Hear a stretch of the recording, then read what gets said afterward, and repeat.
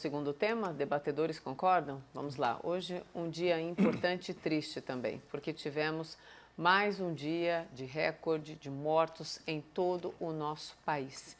E o assunto, da reabertura gradual ou não da economia aumenta no país, as pessoas estão muito falando sobre isso. Nosso segundo tema é exatamente esse: de que maneira os estados e os municípios devem abrir a economia. Só para atualizar, hoje o Brasil registrou em 24 horas 407 mortes no país inteiro. Então, só para deixar claro, em 24 horas. Começamos com você agora, Augusto. Como eles devem reabrir? De forma, não vou falar de forma simples, porque de simples não tem nada, mas de uma forma que já foi bastante explicada no programa de ontem, com ciência e dados. Sem ciência e dados, não tem como você fazer projeção nenhuma. Não tem como você desenhar cenários, não tem como você fazer perspectivas. Infelizmente, nossos dados, como foi já dito e, na verdade, comprovado, nossos dados são ruins, né? Nossa coleta de dados é muito diferente da coleta de dados que é feita em outros países.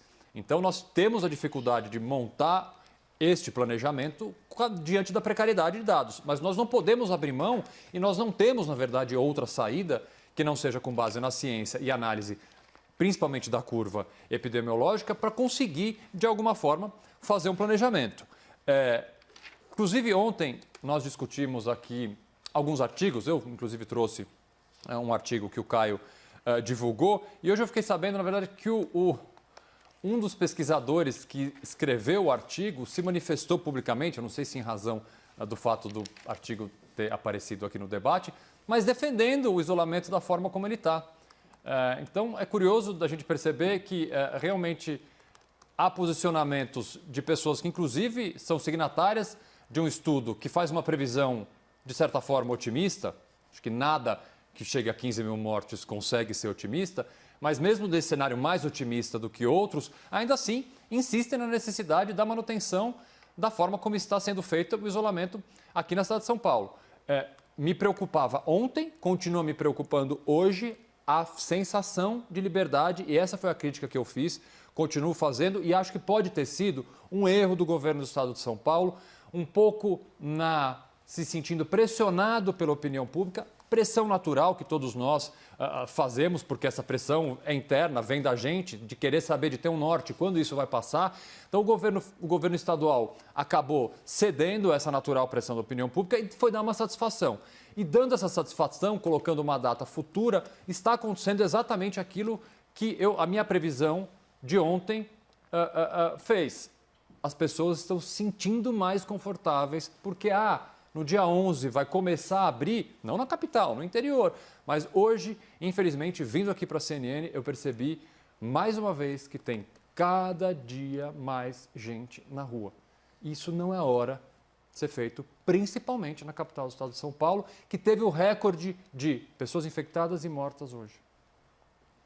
Caio, por favor.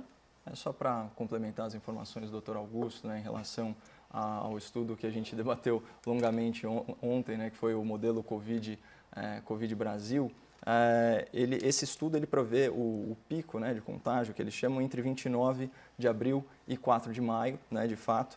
E, como eu expliquei assim, longamente ontem, ele parte do pressuposto que o isolamento permaneça como está. Isso significa, inclusive, com os vícios do atual isolamento, a gente sabe que menos de 50% da população paulista tem respeitado o isolamento horizontal como proposto pelo governador do estado.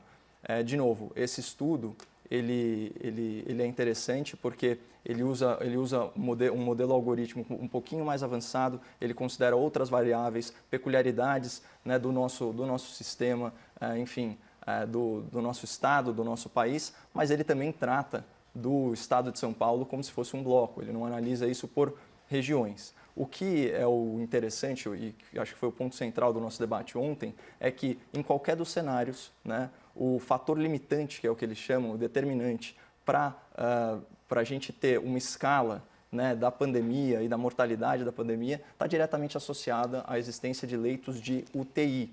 Então, Se eu pudesse recomendar uma métrica para que o espectador da CNN ficasse atento, né, na cobertura da imprensa e nas longas e cansativas, exaustivas e autorreferentes coletivas de imprensa do governador de São Paulo, prestem muita atenção sempre, né, na ocupação dos leitos de UTI. A última vez que a gente forneceu essa informação para o espectador da CNN, eles estavam entre 53% no estado, 73% na região metropolitana. Essa informação ela é determinante. A gente também falou, né, isso foi trazido aqui como se fosse um ponto positivo a favor do governador. Eu questionei essa interpretação do dado, mas entre 70% e 74% da atividade econômica ainda persiste. É claro que como isso não é distribuído de forma igualitária entre os participantes da vida econômica, principalmente os trabalhadores autônomos, os pequenos empresários e toda a sorte profissional que está sendo muito, muito prejudicada no setor privado por essa pandemia, isso não é uma boa notícia. Mas o ponto é que, na prática, já existem protocolos de distanciamento social que parecem estar sendo efetivos, a julgar pela capacidade dos hospitais. E pelas notícias que a própria CNN trouxe para a gente, finalmente as autoridades públicas estão conseguindo, aí, de alguma forma, aumentar a estrutura do sistema hospitalar, e isso é uma boa notícia para contrastar com esse recorde no número de mortes, que também eu gostaria de fazer só uma pequena observação, a julgar pelas declarações do novo ministro da Saúde, pode estar muito relacionada também com uma questão de acerto diagnóstico de exames, ou seja, não necessariamente houve um pico de óbitos, mas sim chegaram os exames de óbitos de dias anteriores, né? Vamos torcer para que esse seja o caso e que nós não estejamos aí num viés de alta dessa pandemia. Enfim, é só uma torcida.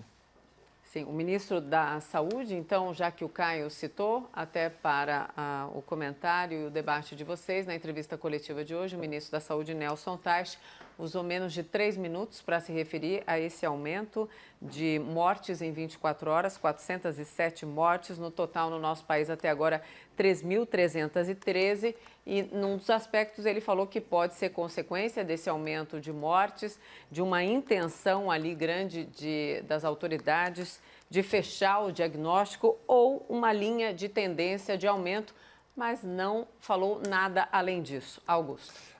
Tem 3 pontos que eu queria abordar nessa minha fala. Primeiro, em relação ao ministro da Saúde, que toda vez que eu me referi a ele, eu quero fazer essa introdução. Acabou de entrar, bonde andando, foi, na verdade, extremamente corajoso de aceitar esse cargo no meio de uma pandemia. Isso é uma coisa que ninguém pode dizer, né? Então, assim, nós brasileiros temos que agradecer a coragem dele de ter assumido esse... Eu não vou nem chamar de abacaxi, porque eu gosto de abacaxi. Assim, é uma pandemia que está matando milhares de pessoas no meio dela. Agora, ele não tem, é evidente, a eloquência e a facilidade de falar com o público que o ministro Mandetta tinha. O ministro Mandetta também, além de médico e ministro da Saúde, foi deputado federal, é um político, naturalmente tem mais facilidade. Ele até tentou, o ministro da Saúde, fazer um media training recente, mas a gente percebe que o forte dele não é a comunicação. Não tem problema nenhum. Ele sendo um bom ministro da Saúde, ótimo. A minha preocupação específica em relação a esse ponto é que, por nós termos o presidente da República, que muitas vezes, quando se manifesta sobre esse tema, também não se manifesta da forma mais correta, é muito importante e me causava, tudo num relato pessoal, me causava uma certa tranquilidade, principalmente no início da quarentena, em que as emoções vinham com mais frequência, que a gente não sabia absolutamente nada do que ia acontecer no dia seguinte, ver a figura do ministro Mandetta falando com aquela segurança, falando com todos aqueles dados, me trazia conforto. Então, eu obviamente não posso querer que o ministro vire uma outra pessoa do dia para a noite, mas eu sinto falta dessa tranquilidade no discurso, principalmente em formar dados, que o ministro Mandetta fazia. Então fica aqui, quem sou eu, mas fica aqui uma sugestão. É preciso melhorar um pouco essa comunicação, porque a população espera do ministro da Saúde, num momento desse, um posto de segurança. O segundo ponto, e esses são bem mais rápidos, porque é uma dúvida minha, por que a gente não já tornou obrigatório o uso de máscaras? Em todo o Brasil. Se está comprovado, no início da pandemia a gente entendia por que a gente não recomendava o uso de máscaras para todo mundo para não acabar as máscaras na rede hospitalar. Está bastante claro. Agora já há máscaras de pano, máscaras feitas de vários materiais que conseguem conter o vírus. Está cientificamente comprovado que ela ajuda. Isso vai ser um protocolo de higiene que provavelmente a gente vai ter que usar, não sei, quem sabe o ano inteiro. Por que já não se deixa obrigatório, até para a gente ir se acostumando? Eu começo a me acostumar, estou ficando com a orelha de abano um pouco, mas começo a me acostumar mais a usar máscara. Eu acho que tem que tornar já neste momento, nacionalmente, obrigatório o uso de máscara, até para a gente ir se acostumando com esse novo protocolo.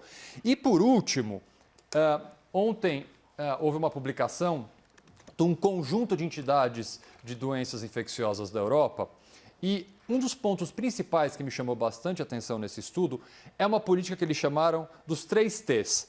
Test, Track and Trace. Seria basicamente o seguinte, testar, localizar a pessoa e monitorar essa pessoa. Isso que foi a causa do sucesso de muitos países que conseguiram, principalmente a Coreia do Sul, conseguiu controlar o avanço da epidemia justamente monitorando não só aglomerações, mas monitorando também as pessoas que estavam doentes para poder saber que pessoas tinham ficado próximas dela. Nós estamos ainda engatinhando nessa tecnologia. E por que estamos engatinhando? Porque não temos apoio do governo federal, que critica imensamente a postura do governo do estado de São Paulo de monitorar de forma anônima aglomerações, mas ao mesmo tempo publica uma medida provisória autorizando, sob a justificativa que já foi desmascarada de uma pesquisa, que o IBGE tenha todos os nossos dados linkados à nossa linha telefônica. Vocês sabem disso? Que é uma medida provisória autorizando o governo federal, obrigando as empresas de telefonia a entregar para o IBGE para uma pesquisa, nosso nome, CPF e endereço. Pesquisa essa que é feita por amostragem por telefone, ou seja, o governo não precisaria saber de aproximadamente 230 milhões de linhas telefônicas ativas. Então, um governo que, ao mesmo tempo, tenta proibir um dado anônimo para conter a pandemia, pede todos os nossos dados para fazer uma pesquisa, aí sim com dados concretos e não anônimos nossos. Então isso me preocupa bastante. Caio? Quando que as intenções ulteriores dessa medida provisória foram desmascaradas, doutor? Eu estou desmascarando aqui. Não, simplesmente porque quando eu li o texto do MP, inclusive na ementa, já era muito claro, né, no sumário, lá no resumo da medida provisória, fica muito claro que o Instituto Brasileiro de Geografia e Estatística não é autorizado a repassar esses dados para nenhum outro órgão e nenhuma outra autoridade do governo federal, qualquer que seja. E com todo respeito ao IBGE, eu não quero ter meus dados armazenados no computador do IBGE, os dados da minha linha telefônica com o IBGE, mesmo que ele vá devolver em algum momento. Esses dados, queira ou não, estão na mão do governo federal, que tem ímpetos autoritários, tem uma série de coisas. Eu não concordo com essa divulgação. De uma forma que parecia que isso ia ser, enfim, de certa forma compartilhado dentro da estrutura do governo, e a própria medida provisória não prevê isso, pelo contrário, né? Ela é explícita em sentido oposto. E pelo que eu entendi, talvez eu esteja num dia muito ingênuo, tenha dado o benefício da dúvida ao texto legal, a ideia realmente é poder fazer pesquisas customizadas com os donos das linhas telefônicas a respeito da pandemia, e inclusive a MP ela tem prazo determinado, enquanto durar o isolamento social. Então, feitos esses esclarecimentos, eu concordo com a sua ideia relacionada a máscaras, como inclusive um protocolo de distanciamento social. Ontem a gente falou muito sobre a flexibilização da quarentena, e o uso de máscaras tem se comprovado muito eficiente. A gente teve no primeiro momento até a OMS incorrendo num erro grosseiro, falando que o vírus não se propagaria pelo ar, e também que o uso de máscaras não era recomendado. Isso talvez tenha custado milhares e milhares de vidas humanas. Aí essa conta está a cargo da Organização Mundial da Saúde. É uma verdadeira pena. E sobre os comentários a respeito do novo ministro, eu estou com você, viu? Eu prefiro um ministro lacônico do que um ministro midiático, um ministro técnico, a um ministro político, essencialmente, que era o caso do Mandetta, e daí a capacidade oratória dele, e eu prefiro essencialmente um ministro austero a um ministro hipócrita, que faz festinha de despedida no seu gabinete, depois de passar semanas e semanas instruindo a população de forma bem incisiva né, a manter distância, a não abraçar pessoas queridas e esse tipo de coisa. Então, eu acho que agora é muito mais hora de trabalhar e eu prefiro infinitamente que ele gaste mais tempo se debruçando sobre os dados, se debruçando sobre a ciência, do que dando relatórios midiáticos para depois, às escondidas, e fazer festinha e abraçar todo mundo no gabinete, né? Eu acho que esse é o novo padrão que a gente espera do chefe do Ministério da Saúde. Agora os argumentos finais, começando com você, Augusto, por favor.